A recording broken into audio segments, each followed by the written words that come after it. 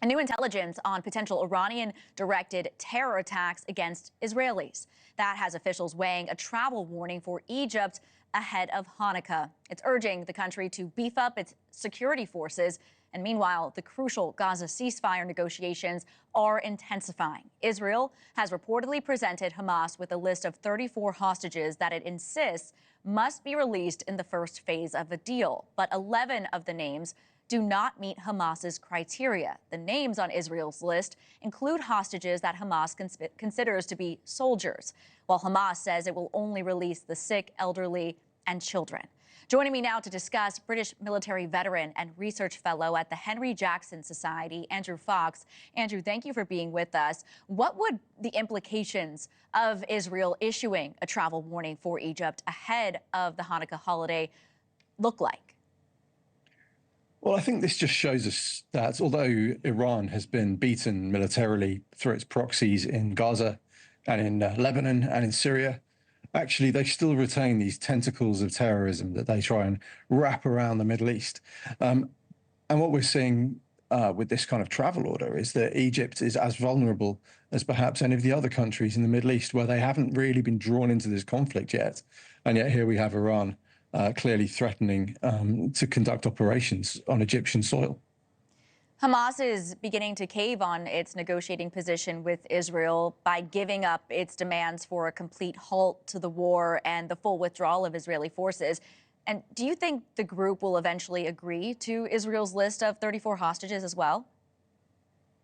Well, Hamas don't have any cards to play at this point. The only card they have to play is the hostages.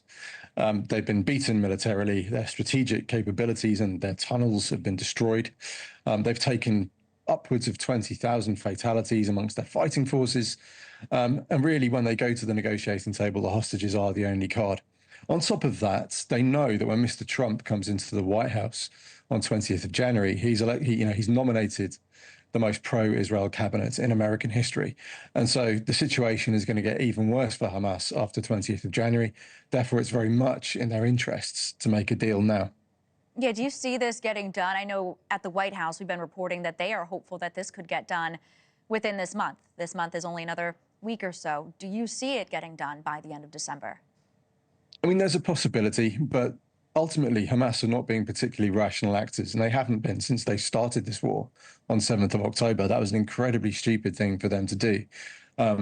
Setting aside the horrors of what they did, actually, the fact that they thought they would get away with it and they'd be able to stop Israeli reprisals was incredibly stupid. So the last 14 months have been marked by Hamas making bad decisions. And there's nothing to say they won't make another bad decision when it comes to the ceasefire deal. However, I think Trump coming in on 20th of January has focused a lot of minds in certain opponent actors in this conflict.